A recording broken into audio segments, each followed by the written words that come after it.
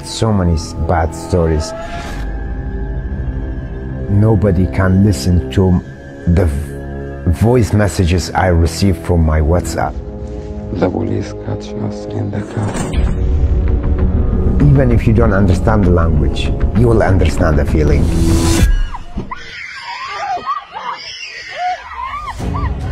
I have the most important job in the world. One of the brothers already died. I was on the phone until he died. I know for sure where he died and how he died. I haven't informed his father yet. And the dog went to my grandson, and she covered the grandson, so the dog bit her in her shoulder. I lost them. Just lost them. A group of Polish people, not guards, they beat them very, very badly. And they took everything from them and they left. So should I blame you for it? When the cat stuck on the tree, they call the fire engine and they bring a ladder and they help them. So treat them as a cat, please. Send in a fire engine. I'm sorry for me being here, but also like you, I'm trying to help. That's why my name is Aras 24/7, as I am available 24/7. The end of this refugee story is when. The answer is never.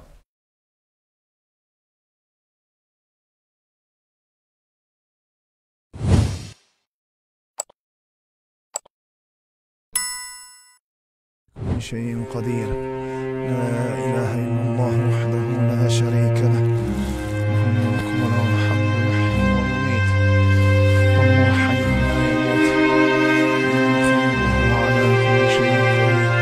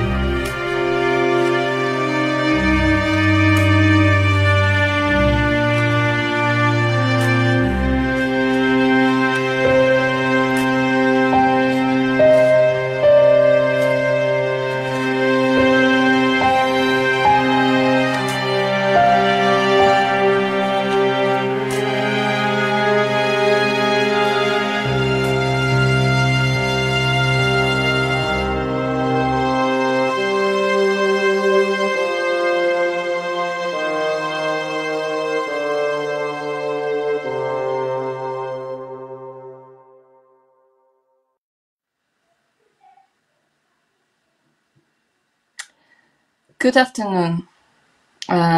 We are meeting here today in quite unusual version of Czaban, robi, raban program.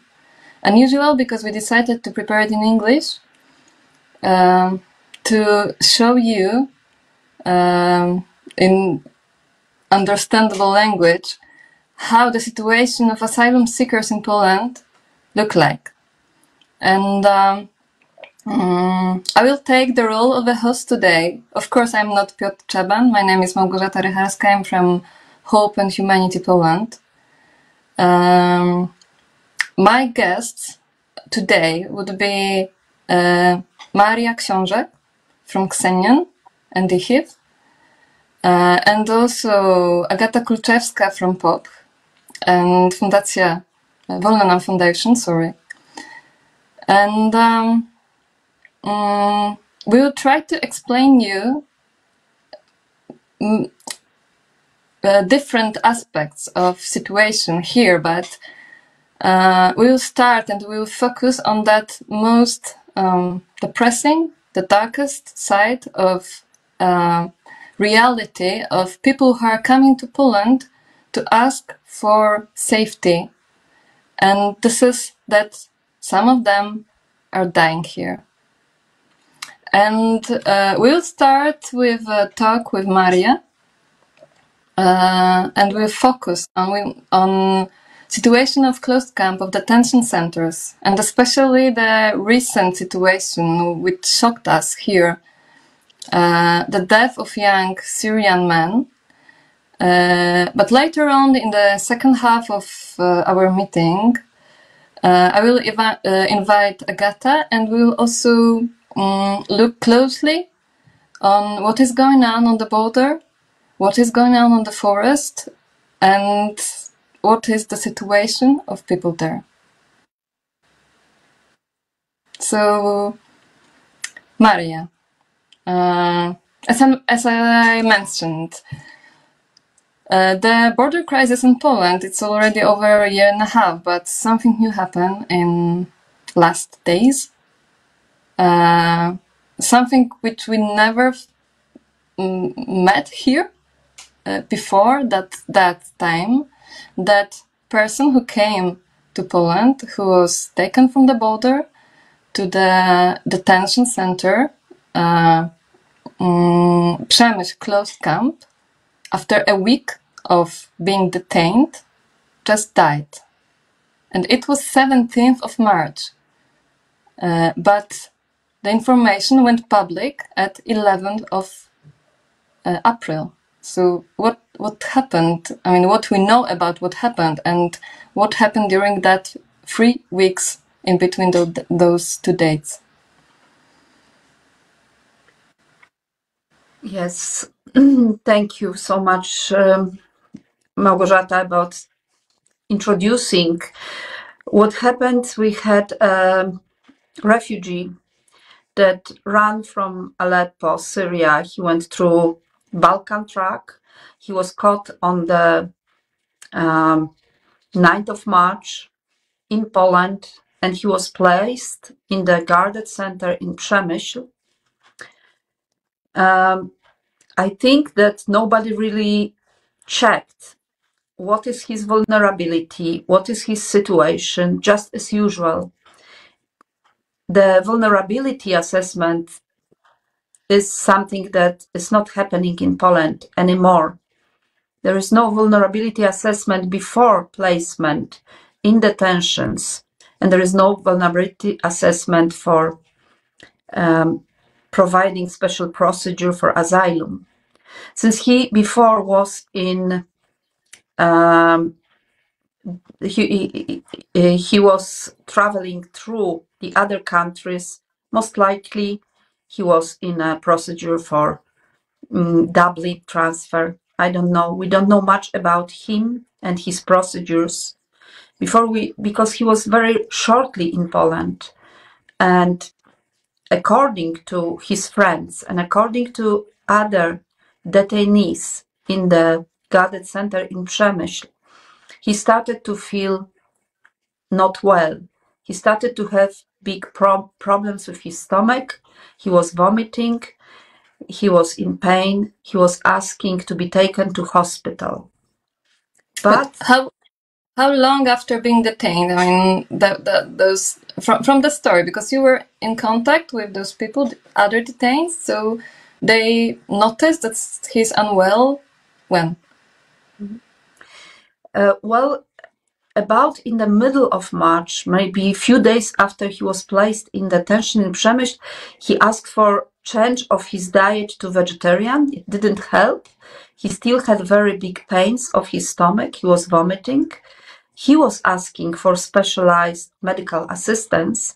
And what we hear from this detention center, the other foreigners, the other people from Syria and other people from other countries that were together with him, they were asking border guard to respond and to be able to take him to hospital. But it didn't happen for the next 3 days. Only in the night of the 16th, from 16th to 17th of March, he was feeling already very, very sick. Still, the ambulance didn't come until the 17th in the morning. And what happened, he was already in a very bad condition, so he was taken by himself and he disappeared. And none of the foreigners in this detention center knew what happened to him because they asked questions, where is he, which hospital, and they were not given any answers. So for the next few weeks, they had no ideas what happened. Many of those people in Przemyśl, they were also in contact with us, even here in Berlin, where we run the project for people who have been in detention centers before, and I travel frequently to Poland. I was also in this detention center in Przemyśl, but it was before Mahmoud's death. What happened is that we, on the request of these other asylum seekers who have been in contact with the family, they asked if I could help them to find this person missing. I called to all hospitals around, but they said that they didn't have a person with this name. And finally, through the emergency number, I asked just if the ambulance came on this date, on the 17th of March in the morning, and which hospital, which place did they take him? And I got the information that yes, the ambulance was registered at 7:55, that it arrived to the center of detention center where he was, but it did not take him to any medical facility. The doctors asked just to inform the police.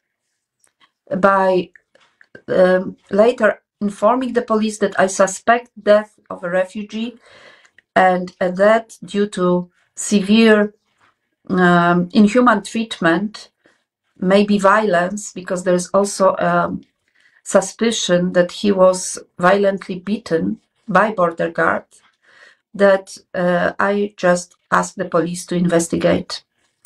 And the death was confirmed. But this was not the end of a tragedy. You know, after speaking with the family about it and learning that they want to bury their son and their husband, the brother, he left wife, 18-month-old baby, mother, father, and his siblings in deep sorrow. And they wanted to bury him. I called to the prosecutor office again, and I was redirected to a captain of border guard that was taking care of the body after it was after the abduction, after the medical examination was done. And I found out that there is a regulation that says that if within 14 days of the death of a foreigner placed in detention, the family do not collect the corpse, the head of the border guard center, they can hand over the corpse for scientific purposes or to a public medical higher education institution. And it is according to regulations that are in Poland. So at the time when I called, I found out that this procedure is already started. And I asked to... Where's the body now? Well, this is a good question. This is a good question. That I asked if this...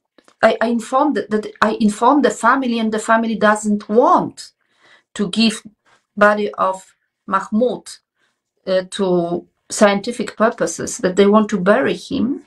And I hope that this procedure was stopped. But this is frightening.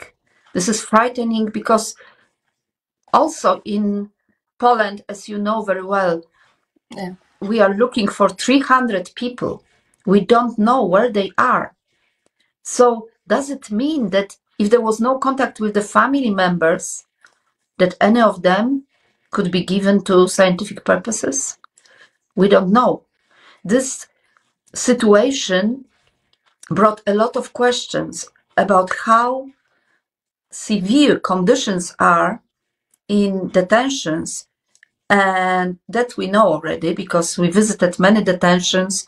We heard many people who are terrified of what is happening there, but we never really asked ourselves a question: what happens when it comes to that point, when the severity of mistreatment causes death? And what happens then? I need to ask that question because there was like official answer from border guards, and also information that the prosecutor was informed like just after the death, and there are that in prosecutor that the process of investigation is ongoing, and that the embassy was informed. So how is it possible? I mean, how is it possible that, first of all, that during over 3 weeks no one knew what is going on? Because from your words I understand, please tell me, is it correct or not, that you were the one to inform family what happened with him, or was it the work of embassy before? No, it was not. This information was not given by embassy, was not conveyed by border guard, not by Ministry of Foreign Affairs, not by any official person. This is so tragic, that a person may die and that this information is not officially conveyed to a family. I think the problem was that the border guard didn't want anyone in the camp to find out, and the public opinion to find out. Because if they would only ask the refugees, are you in contact with his family? They could very quickly find out how to contact the family and how to let them know about what happened. And the family would be able, just after this death happened, to know and to be able to act accordingly as they would like to, whatever they would like to do, even to be represented in court proceedings or in the further investigations, what really happened. So this is absolutely shocking what happened, and it points that very, very, very serious situation happens both on the border, which we already know, but in the detention system in Poland that outgrew the system of reception of refugees. And we see that in the situation of Mahmoud, we see it in this complete hopelessness, where the witnesses of what happened and what led to death of this refugee from Aleppo, that survived Aleppo but did not survive Poland, that they don't know, they are scared, they even don't know whether they would be ever allowed to testify.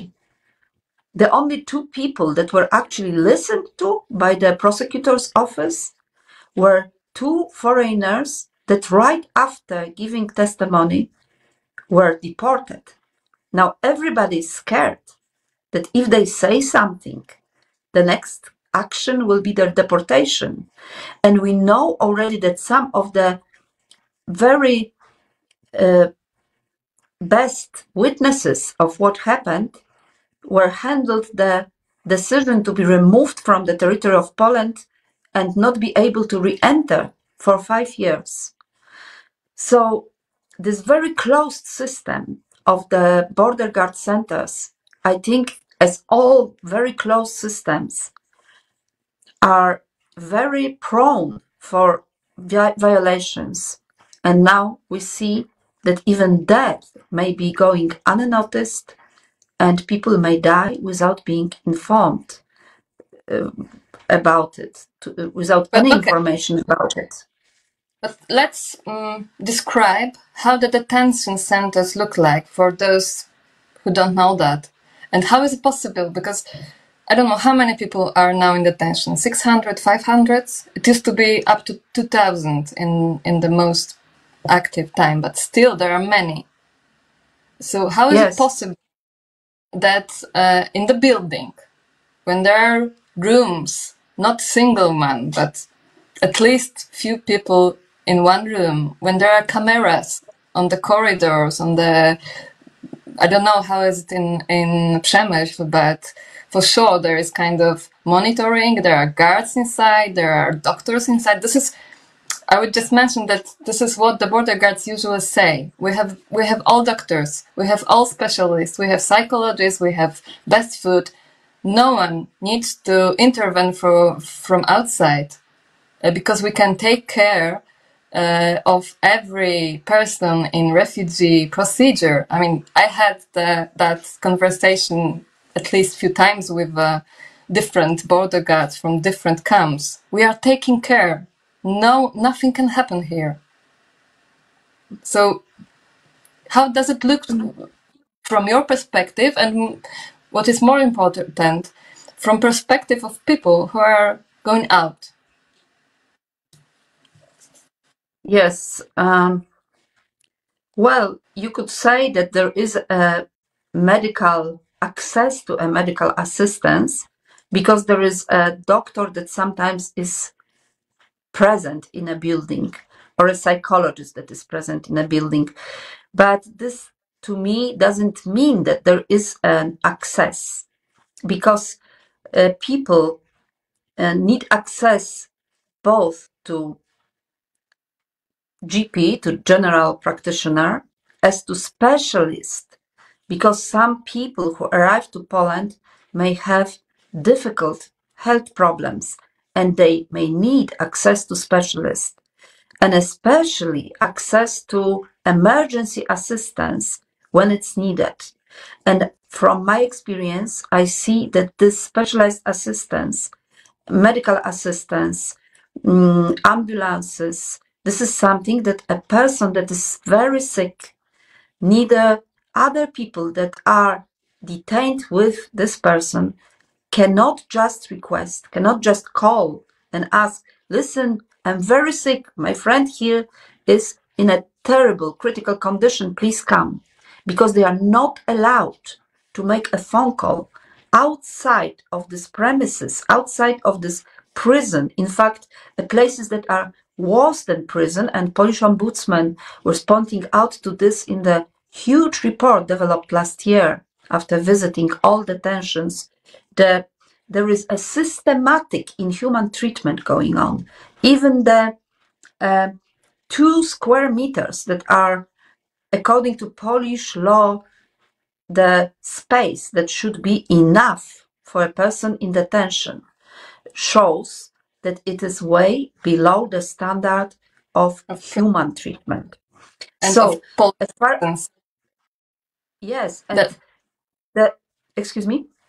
No, sorry, I just wanted to compare it to the standard of Polish prisons, that the 2 meters of detention center, then less that that someone who is imprisoned in Poland have. Yes, so and we have people, refugees, I mean potentially refugees, those who started the international protection procedure, who came from the war countries, who are the victims of violence, worse than we treat us. Yes, and the ombudsman also in this report said there is no proper access to medical health system and to psychologists. There is no possibility for independent psychologists to go inside detention of the border guard to assist a client. All assistance we can do only distantly. So this is tragic. And no matter how many times ombudsman says that this is not good situation, that it's inhuman, that it's torture, there is always the same answer of the border guard that it's all okay. There is access. And there is also not a real way where the complaints can be taken outside of these prison walls. There is a limited amount of possibilities for them to say to the outside world and document what is happening. Because even there is a very bad situation, for example, in Lithuanian detention, but there is one difference. they can at least have phones with camera, with internet. In Poland, it is not allowed. And somehow, every time when there is some situation, there is no access to internet, or there is a limited access, or somebody is taken away the phone. Yes, people are scared in this camp. People are scared. And I'm in contact with many people who are witnesses of what happened. But authorities do not investigate properly. This is also scary. It is not the first time when there is such a severe inhuman treatment. We had a situation with a person that was the taser, the paralyzer was used, and it was on, everybody was a witness. Everybody who was eating was a witness that he commented something about the food, and as a reply, he was knocked out by the paralyzer used 3 times on him, and then carried out by the legs and hands. It was on cameras. It happened last year, and none of the witnesses that were many witnesses of this thing, none of the witnesses who are foreigners were questioned by local police and local prosecutor's office so far. So we have a very, yes? So what is going on with that complaint? This complaint is being handled so slowly. There is right now, I think that it's, as far as I know, that the taser is being investigated. How, whether it was a possibility or not to use it, whether it was used correctly by some specialist. But people who seen it, they were not able to express themselves and to be in court and to say this is what happened. I think foreigners in Poland in detentions are just treated as people that are liars, criminals. They are not even allowed to testify at times. This is absolutely discriminating, and it's very inhuman to handle difficult situations and allegations in this way. So far, we are 1 month. Today is the 17th of April. This happened on 17th of March. And people live in fear for the last week since they know and they were informed about Mahmoud's death. They don't know what to expect. They are living in the facility where their friend died. And they are supposed to testify against people who did it? How? Nobody brought them to another facility. I completely don't know what actually are Syrian refugees, Afghani refugees, refugees from countries at war with a lot of persecutions doing in detentions. This is absolutely beyond my comprehension why it happens. And people can spend there not a day, not a week, not a month in Polish detention. People can spend 1.5 years and longer. They come out and they are barely alive psychologically. I'm a psychologist. I treat them. I talk with them every day. Can I ask you years. Can I ask you a tricky question? What is the aim of detention in Poland? What is it? Very good question. Officially, the aim is to prevent their going further if they are in asylum procedure, to be able to collect information for their asylum procedure. So, because the authorities say, if we don't detain you, you may run away to Germany, other countries, to France, to England. So we detain you to collect the information. But then they don't make an interview in time. The interview is done with violations against the vulnerability assessment again. And then the people say, but I would like to tell you more information, but I have limited access to internet, to my phone that is left in deposit, to proofs on my information. But it is okay, because the authorities don't really want to have more refugees. So the least proof it's given, the least refugees there are. So a lot of people in this detention, because the quality of asylum procedure is so low, never get protection, even if their cases are so obviously clear that they should get protection, if you really know their case. But the amount of proofs they can give about their situation is very limited. So then when they get a negative decision, again, they switch to a new regulation. They can spend up to 6 months in asylum procedure. And if there is if they get a negative decision and an appeal is also negative, then they can stay another year or longer in the procedure to secure their deportation. And even if there are countries where they cannot be deported to, they keep them in detention. Now, in Poland, the law is changing rapidly. Recently, on the 9th of March, we had amendment to the Act of Foreigners, which actually now it's in April, it took effect some days ago, on the 7th of April. And now the commander-in-chief of Border Guard is supposed to be the authority that is considering appeals, listen, against the decision of the Border Guard.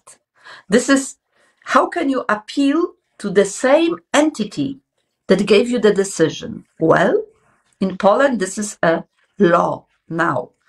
This law is going to be allowing much more people to be deported without being able to appeal their deportation decision successfully, because there is a very limited time also for giving this appeal. And of course, even if they would, the authority that gave them first the decision would be the authority, just a little different level, that will consider the appeals. So what I want to say, the system of detention replaced the system of reception. The system of detention allows inhuman treatment. This is to men, women, and children, and families and unaccompanied minors, all vulnerability groups, all levels of sicknesses included. There are people who are handicapped, there are people with severe psychological vulnerabilities, and they are placed in asylum procedure in detention centers. People after being deported from Germany, Austria, France, any EU countries may very easily either land in detention centers or be chained deported to a country like we had recently, even deportations to Russian Federation through the border between Poland and Russia, of people whose rights could be totally violated inside Russian Federations, very vulnerable people. So Poland, being a first EU country that's supposed to be a safe country, in my opinion, is no longer a safe country, and no longer Dublin regulation should be active for Poland. So with everything and the amount of violations that happen now in detention centers, and later we'll hear today what happens on the border, I wish that Poland will be very carefully investigated, and that all EU countries would make ban on deportations to Poland. Yeah. Yeah, I mean, and this is what we have for people who survived border, who managed to go out, to jump from that circle of violence which happening over a year and a half in the Belarusian-Polish border, the cycle of illegal pushbacks, the violence from both sides. And we now will thank you, Maria, you for your words and for your help to people. And we'll have a short break. Please watch the video, the story of Aras Palania and his family who's trying to reach the Europe, and also short story of Mona Issa, who is still missing. And then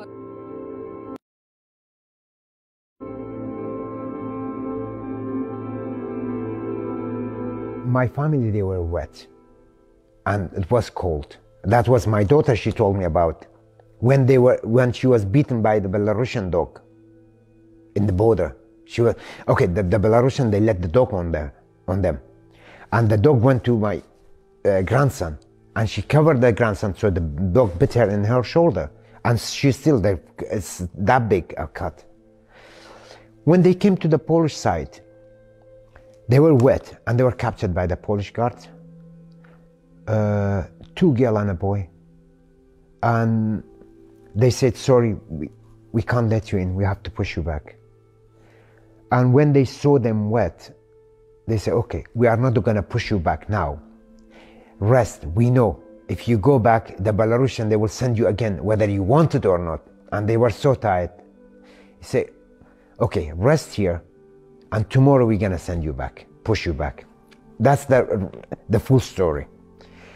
They opened a fire for my family to rest, and they saw everybody was sleeping except my daughter. She was drying up the clothes of my grandson.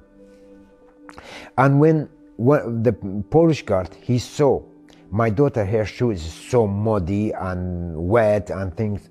Okay, wait. He took off his own shoes and his own socks and he gave it to my daughter.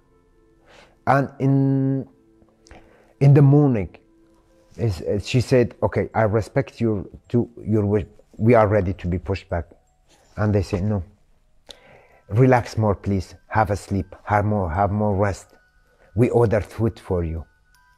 They ordered food, they ordered clothes, and so many food to take back up to 12 o'clock in the noon.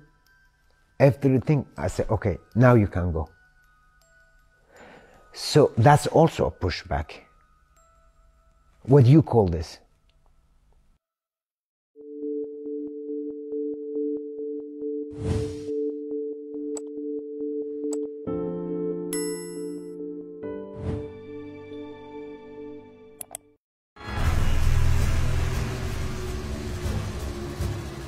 Yes, please, if anyone can help or know anyone who can help, I would really appreciate it if they do get any information about her. It would be really helpful. Just anything, not necessarily like get her out or anything, just to know information where she is and if she is okay. That would be enough. The rest, we can work it out. Wait till the procedures go on. If she is caught, like if they let her go or send her back. We just want to know right now where she is and if she is okay. So if anyone can help us, that would be really nice.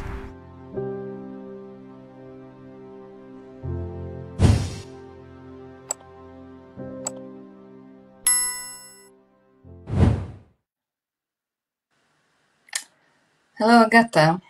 Hello, Agata. We have talked about death in the closed camp because this is something new, and we are shocked that it could even it was possible that the person will die in guarded place. But you are from POPH, we could translate it in English like Podlaskie Volunteer Service, emergency, Podlaskie Volunteer Rescue Service, okay, would be that translated. So the group who is actively providing humanitarian help in the Polish woods. So are we still shocked with deaths in the woods? No, we are not.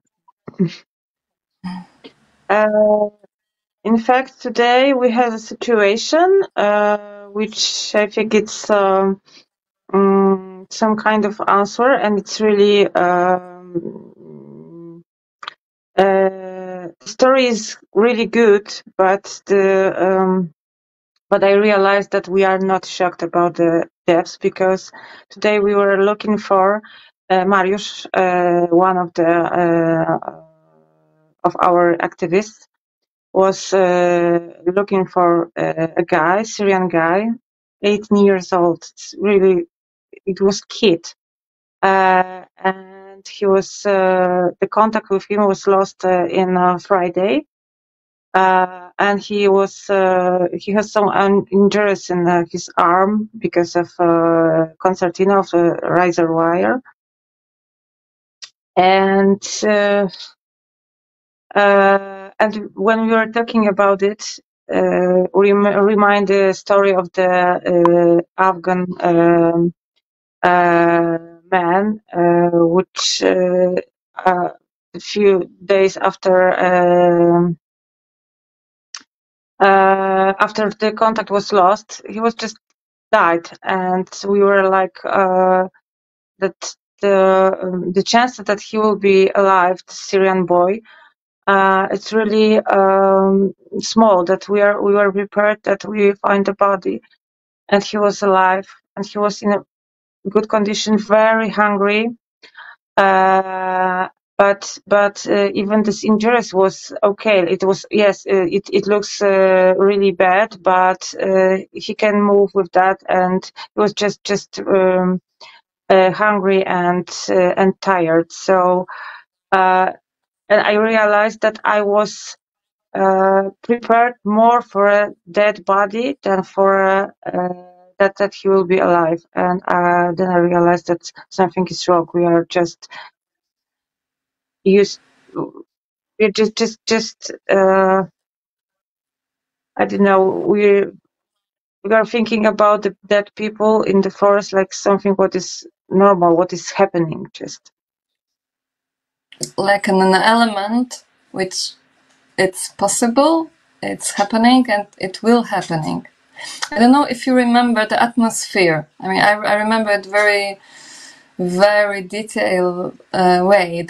When the first body was found, I mean, it was like waiting, because we already knew that there is no chance that people will not start to die in the woods.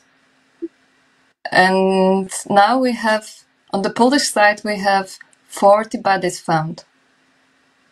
And over 300 missing in that crisis. So you and people, activists from POPH, from others groups, you are going to woods, and you are taking in account that you will find that body again.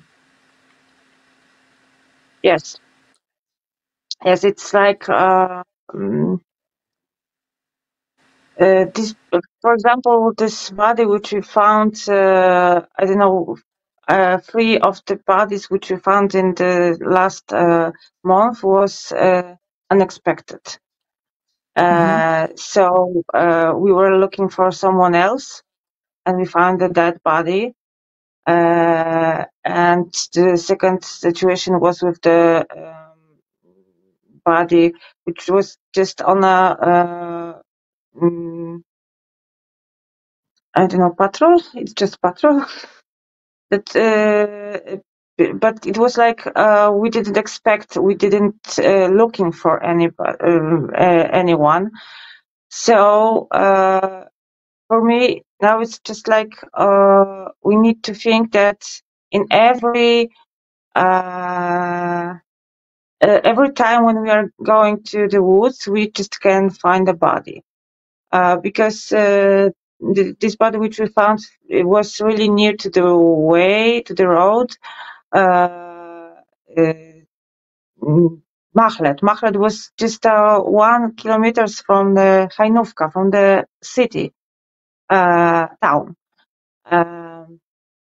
And this Ethiopian boy, which we found in February, he was like, I don't know, 50 meters from the forest road, and it could be everywhere. Yeah, it's just like, I don't know how to, for example, how to take kids to the forest just for a walk. I'm afraid of that.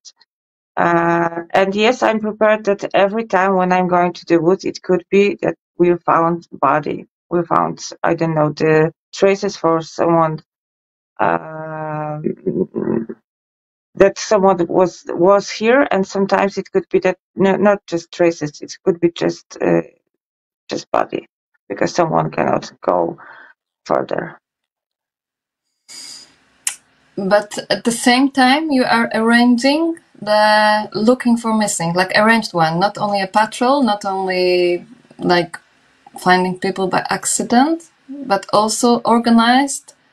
There was at least one huge organized looking for a person, and you found body then that day. Yes, this was this Ethiopian boy which are talking about.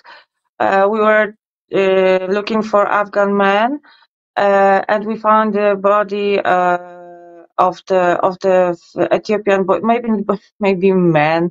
He was about 23 or 25 years. I don't remember now. But it was nearly by accident, because we didn't looking for him. But yes, it was that we were prepared to looking for people then, and we were prepared that it will be dead body. Because yes, we are trying to when we don't have a lot of interventions with humanitarian help, we are trying to find to looking for these people which are on this list of lost. It's nearly 300 people, so in fact it could be even if we find one or two of them, it will be for this for family of these people, it's deep relief that they, even if they if it's someone who is dead, yeah, we know the story, yeah, we know the story, and we can bury them, and it's really important. I have my own situation that my father was lost for 5 years, so I know how hard it is to live with this kind of you know, the part of your mind is always thinking about this person, because this person is not here, but you don't know if he is dead or alive. Yeah, it's really hard to live with that. So I'm thinking that it's really important for these families to know that their people just died there. They have bodies. They have I don't know. Their story just have some kind of ending. So we are trying to find these people, especially when we know that there is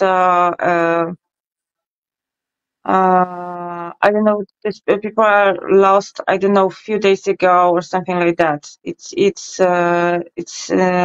especially important for us, because we have a chance that it will be someone who is alive. But sometimes it's like we have the situation that we lost contact with Afghan man, I don't know, about midnight, and at 2 p.m. he was died. And people just find the dead body. So sometimes it's very fast. It's just Yes, very fast. It's just hours. And that was the situation of Mahlet. I want to refer to that because it's kind of different and I was involved in that because I was talking with the group of her friends as we are helping in Hope&Humanity in Belarus. So we are in contact with people who were pushed back, and it was like we were trying to find out where is Mahlet, believing that she was taken to hospital because her friends were talking with police and border guards at the time when she was near in the woods and still alive. So for a few days, all of us was like thinking, hoping. On the beginning we were sure, but later on, after one day, we couldn't find her in hospital. So, but still, it was like because they asked, because they showed the location, and it was like just 100 meters from the place where the police and border guards were investigating them on the street. I mean, the scenario which is happened. In fact, it happened. It seemed like totally unbelievable, but yeah, I mean, it was also people from POPH who were looking her in the woods 2 times. So if you could, Agata, I mean, I know that you were not in that group then, but I want to ask you, what do you think? I mean, because some of the people, they are dying there without contact with the words, but it's looked like we in total, we Polish country, people from Polish country, we can leave someone to death without help, like the police and border guards can do that. Do you think that such a situation will happen in the future? I'm afraid it will be like that. I'm afraid that it's really, in fact, it's really similar to the situation on the Przemyśl camp. Yes, it's that they have signs, they have the signals that something is wrong. It's really wrong, and they didn't react. Yeah, it was border guards especially. But I'm glad that between my and Maria interview there was a material from the Aras Palani, because I just want to say that yes, when we are talking about border guards, we are talking about I don't know how it used to be.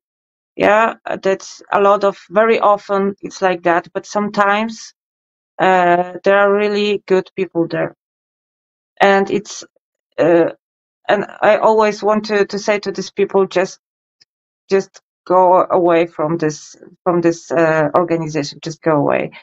Just you cannot live with that. If you have I don't know, a heart or something like that. But sorry, it was like it's really hard to think that yes, we as a Polish people, we, I don't know, we have it. Yes, it's happened in our country that we need to let people die in the woods, and when we know about it that they are there, we let people die or suffer in the detention camps. It's usual, yeah. And what I wanted to say, that's I wanted to say that I'm not hoping that it will be better. I think that it won't be. And when I see, for example, even people which could be helpful, like we have a situation with the Afghan man, the body of Afghan man, that police which wants to go and should take the body. It was in the wood, and they have normal sports sneakers. They cannot walk through this wood with the body. Yeah, so these people are not prepared for rescuing. So they, even if they want, they cannot do anything. The other situation is that we have a lot of cases that we are calling emergency, activists calling emergency, and the dispositor says that they cannot help us because it's in the wood and ambulance cannot reach that place, for example.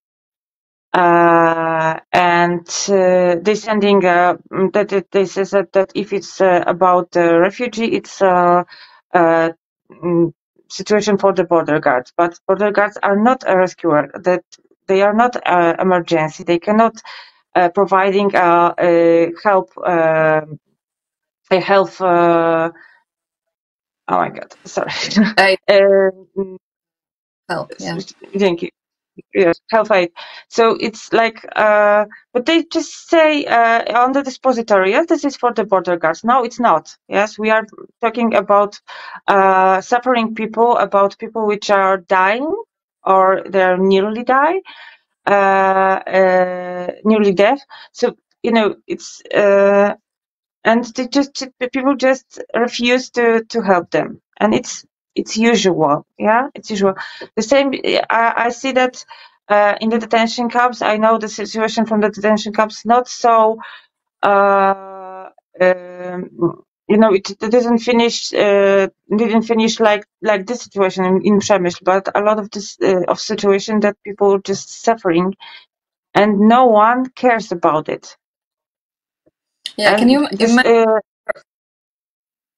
Yeah, I'm sorry. Can you? I'm sometimes. I mean, not very often because it's not the time. I mean, I also used to very strange things after all that time. But sometimes I'm asking myself a question: can we believe that, for example, 28 years Polish women will be lost in the woods in -10, and what will happen then?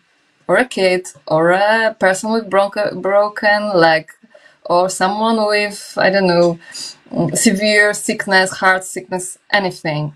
Someone would be lost in the woods, but the person, let's just imagine that it's a Pole, the Polish citizen. What will happen then?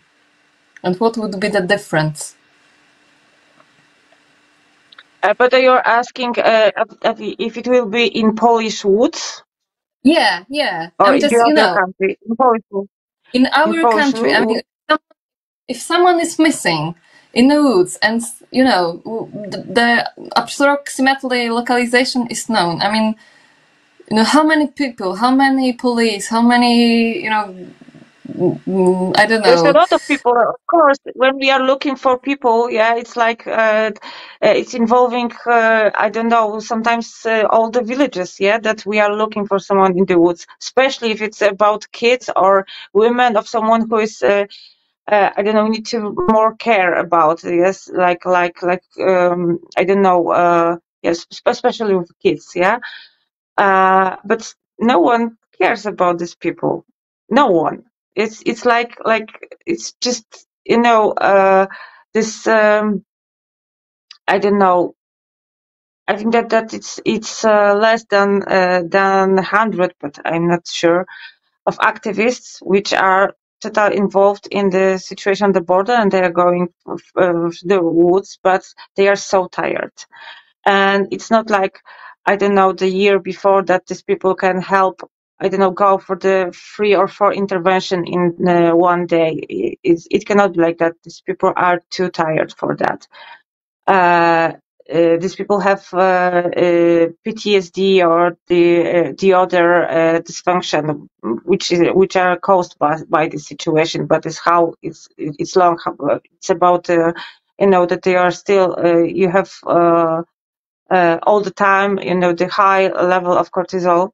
It's In fact, it's brain damage. Yeah. And only these people are caring still. Yeah. And for me, it's like I still cannot understand. For example, when you see on the Ukrainian border, and we had people which go here, I don't know, in the second, third day of the war, and they just run away. It was like they just ran away before the war. Yeah, like they didn't meet the war. They know that it started, and they go to the Poland. And we are talking about this, that we need to take care of them, and because they are refugees, and they are refugees because of the war. Yeah, and we have people which I don't know have 10 years in Aleppo. Yeah, and they are dying in the Przemysl. Yeah, without any that I cannot understand how it could be that we can I don't know, to switch off to I don't know, our compassion. Yeah, that we have it for these people and we don't have it for these people. Yeah, but Like you said, yeah, that if our kid is I don't know, is lost in the woods, we do everything to find it. But if it's I don't know, Syrian or Afghan kid or woman or Ethiopian woman, who cares? I don't understand that. Really, I cannot. It's I don't have a place for that in my mind. How to I don't know. double standardization, Yes. European.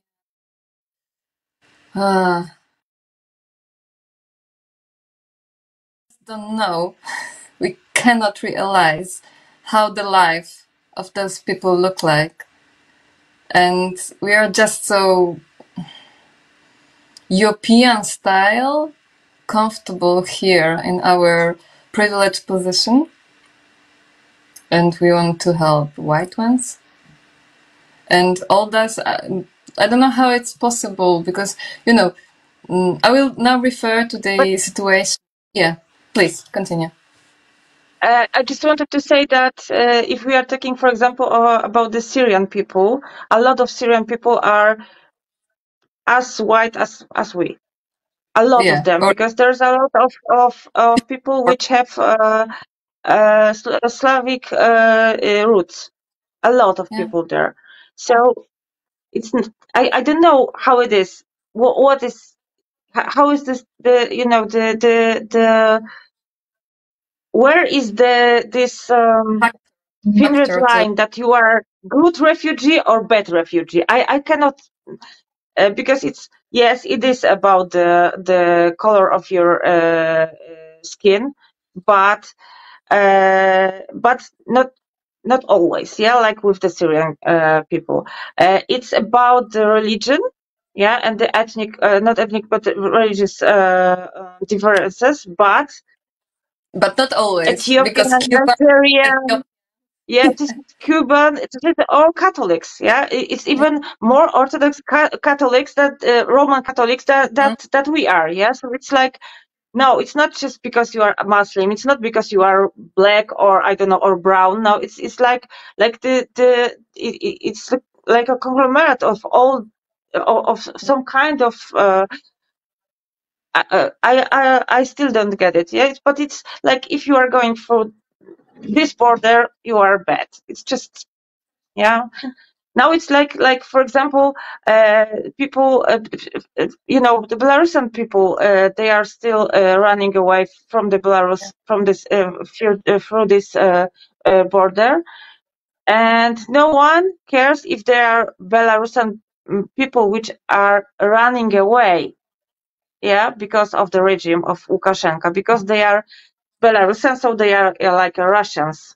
So you know, it's you never you even cannot imagine what kind of your abilities of your I don't know how you look like will be this what decided that you are not, I don't know, good refugee.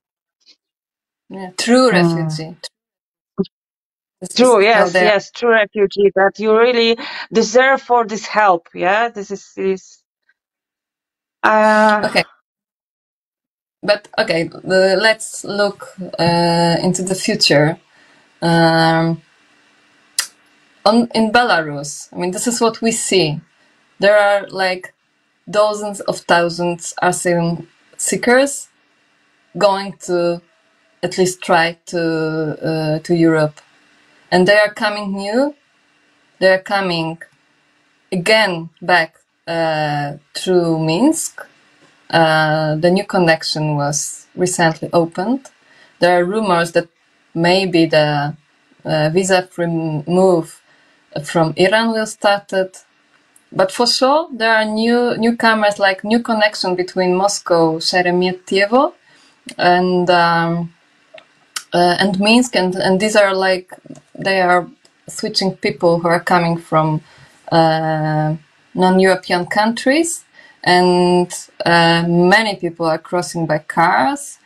There is another variant of way through Georgia to Russia and to Belarus. So what I'm telling that it will never stop. It will never stop.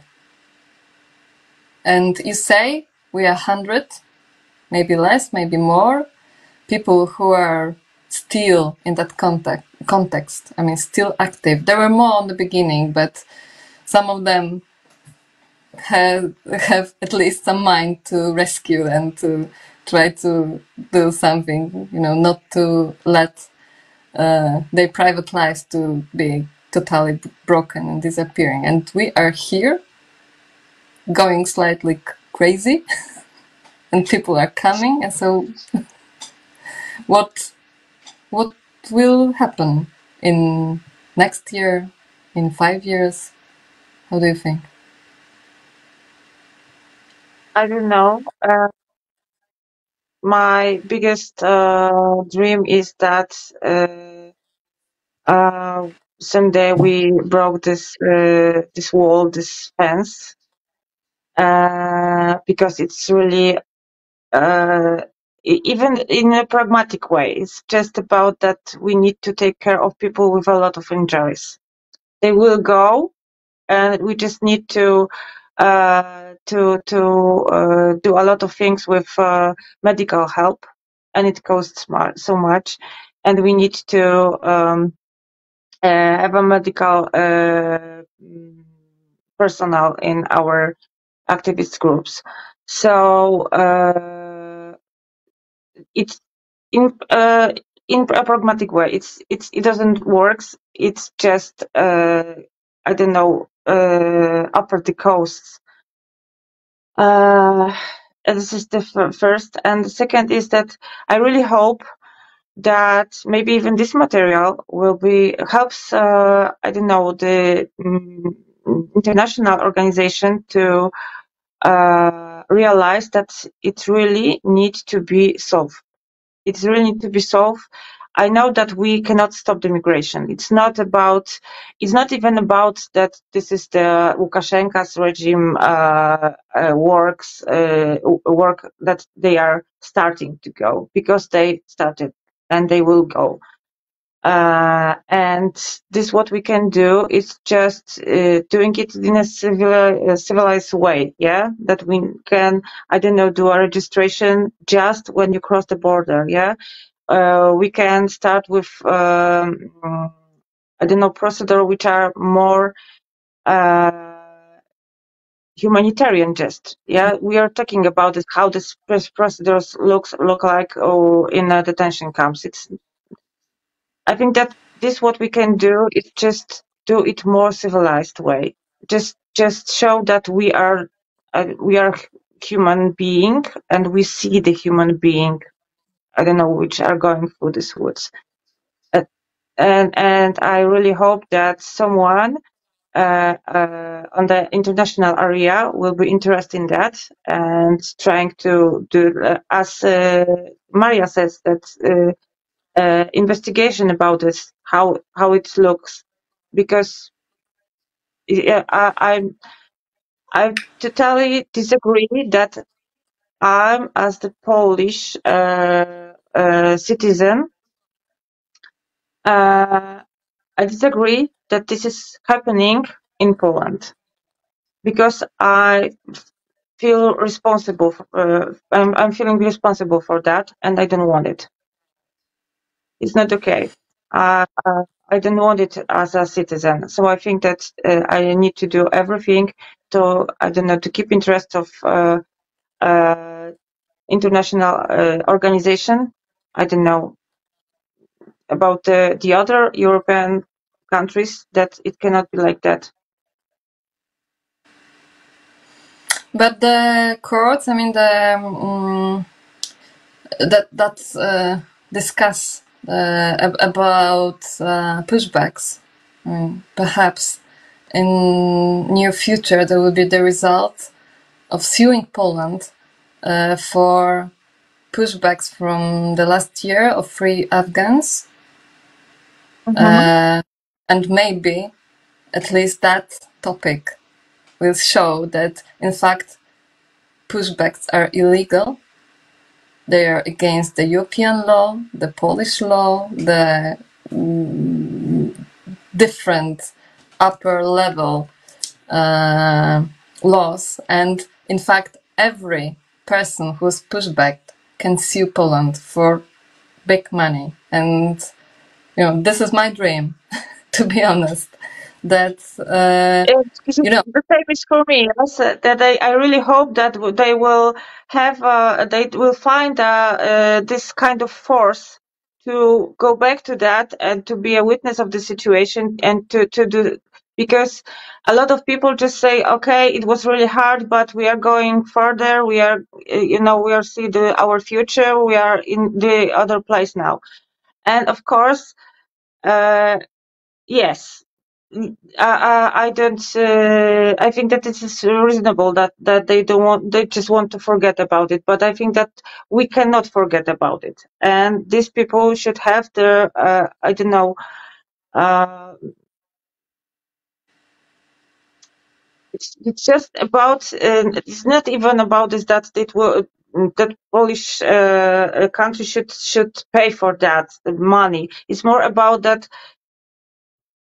To show that there was illegal, that there's something what Polish country did, or Poland did, yes, and it's against the law.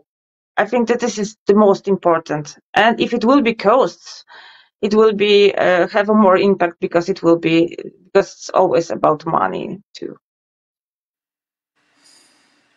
I really hope that, but it's hard to believe it. I mean, we're used to that, but it's hard to believe it that we need to prove that violence is illegal, that returning people to non-safety countries is illegal, that leaving people on death is illegal.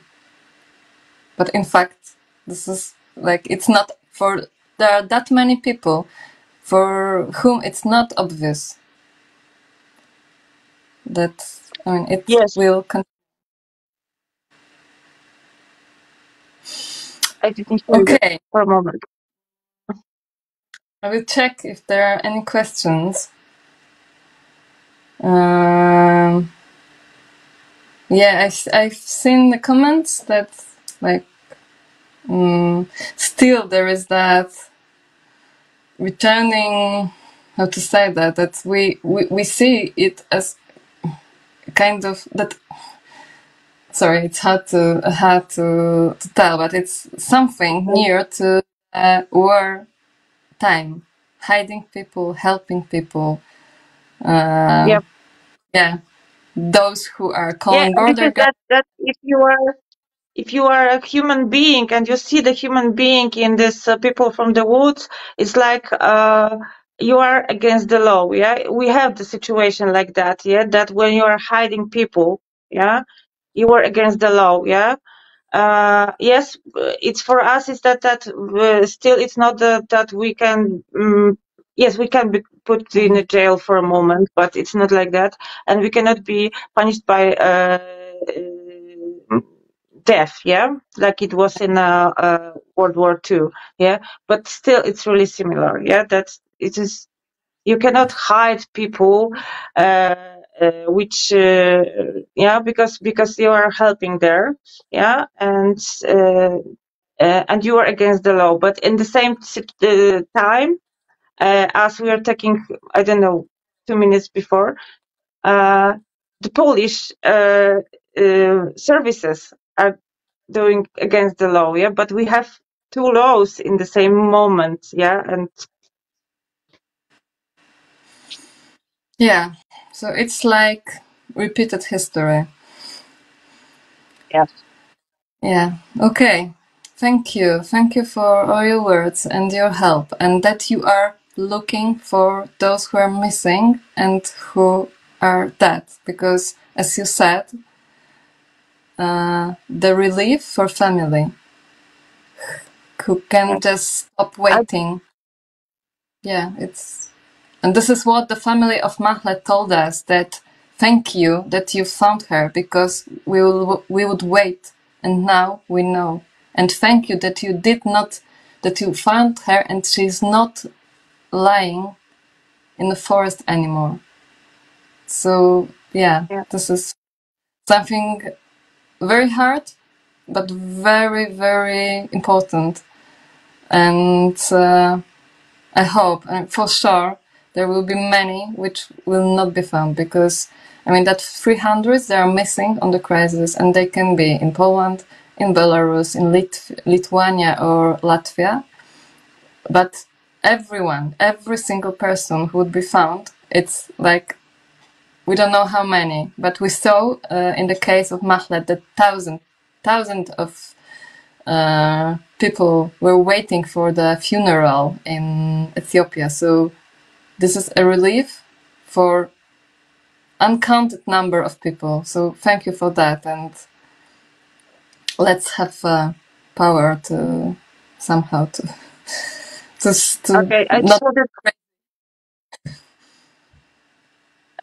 wanted to say that I'm just today as a I'm just represent POPH, so it's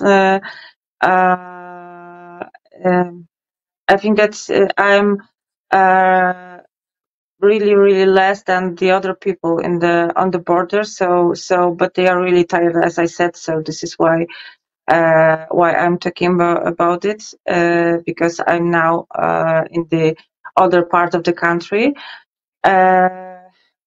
And this is what I wanted to say too, is Gosia, I am really thank you, because it's like we're talking about this, what is on our side on the border, but this what Hope and Humanity is doing on the Belarusian side of the border is, as I said, we are about maybe 100 people which are working here, yeah, but on the Belarusian border, I don't know, you are 3, 4, 5? Yeah, less than 5. So, let's say 5. Let's say 5. Okay, okay. So this is, and as you said, yes, there are 1,000 people which are there. They are trying to go here and have a international. Słowa mi już uciekają. Ochronę. Yeah, protection. Yeah. Protection. Yeah. So there's so you have really I don't know, a lot of work, and you are doing the best job, because these people, I don't know, we can help these people because you helped them and that side. So thank you, Gosia, and girls from Hope and Humanity for that. In fact, it's very hard. We are not talking on the Polish side, but this is important thing. I will just add one thing, that I think that sometimes I don't know, we are forgetting that these are the same people. It's not like they are disappearing after pushbacks, first of all. They are still there. they are still there, and many times they are hurt, beaten, raped, and in a very severe situation, and they're in danger in Belarus. And they will try because they don't have any other option. Those Yes, who I think that those who could go back to their country, they do that. But this is like minor part, and rest of them will try because they have no other option. They can be now arrested, deported back to Russia, in prison in Belarus, in prison in Russia. We have that cases that people are immediately in prison in Russia, which is a war country right now. And that many people disappeared also because we don't know what is going on. I mean, in total, we know some cases. We know that people are dying on the Belarusian side, and the number of deaths reported of people who are in contact with us is much more bigger than what the Belarusian border guards propaganda say. We are receiving like maps with points where the graves are, the people are buried in the woods, like in many numbers. We know that there are many bodies in oh my god, now I forgot the name. I mean okay, the lot of body found, and some of them mortuaries. Some of them are, if they are not recognized, they can be buried, and the number of deaths is no one knows, and some families will never find their relatives. So we have. I'm sorry. We have a question now. Let's make it the last one because it's almost hour and a half. The question is of important but very different thing. Is there a hope that a possible change of government will also cause a drastic change in migration policy, or will nothing change? What do you think? I think that it will be changed. It changed something, but not as much as we wanted, because it's it's politics. But still, it's. But I think that it will be this way which we wanted to I don't know, to do that more civilized. Yeah, that we were talking about it. We changed. It changed the narration about refugees. Yeah, and it will be because now it's full of I don't know, nationalists which are talking about it. They are using stereotypes. They are using I don't know, manipulative videos or something like that. And I think that this is something what could be changed, but I don't know, to change the mind of people which are under this propaganda from these 2 years. It will be really hard, but I think it's really necessarily to change the it won't happen if we don't change the government. Yeah. I am not that optimistic. I'm more than I see the comment of Aisha from Hope. I'm more in that thinking that that it's a kind of that's an element of European Union policy, but I hope that at least something will change. At least there will be less. Yes, it is a European policy. So I said it will be just about narration, yeah, and it will be, that it's not. It won't be so cruel and so. Obvious. But it will be still, yeah, yes, because it's still the European border. So the Europe will be do everything to, I don't know, to not put these people inside. Let these people inside, because it's I don't know, because we're still thinking that we can keep our land. Divide people. Yeah. Yes. Yeah. And okay. Thank you, and thank all of you for being with us. Yeah, the topic will not end. I hope that, that at least we will have more information like from today, and this is the level of positive information as we perceive that someone survived, that the person that we already thought that it's really pretty possible that it's dead in the woods was found alive. Thank you. Yes. Thank you. Bye. Thank you.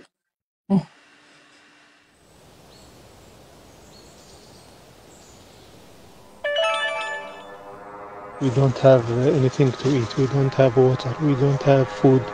We don't have charge in our phones. Please help us. Please help us.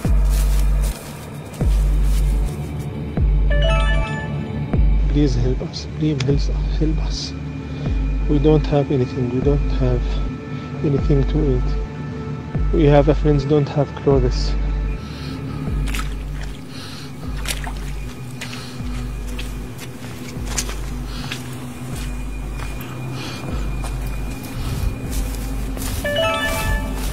Please give us just water and charge to our phones.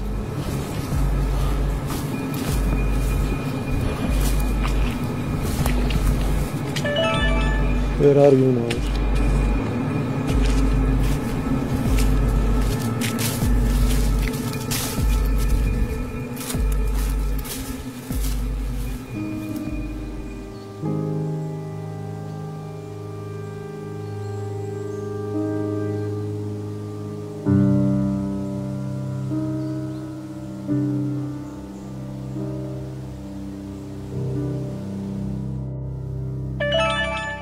Now I speak with my family and my mother, and I told here that you are help us and stand with us and bring food to us.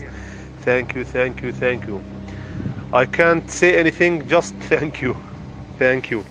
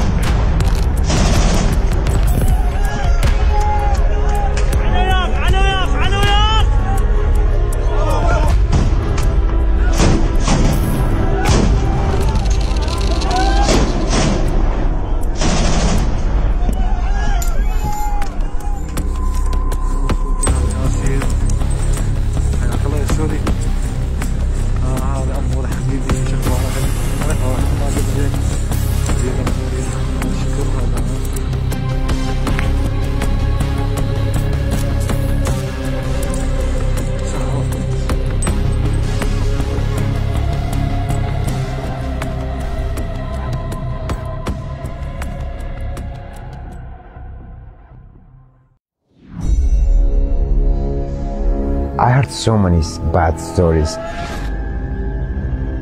Nobody can listen to the voice messages I received from my WhatsApp. The police catch us in the car. Even if you don't understand the language, you will understand the feeling.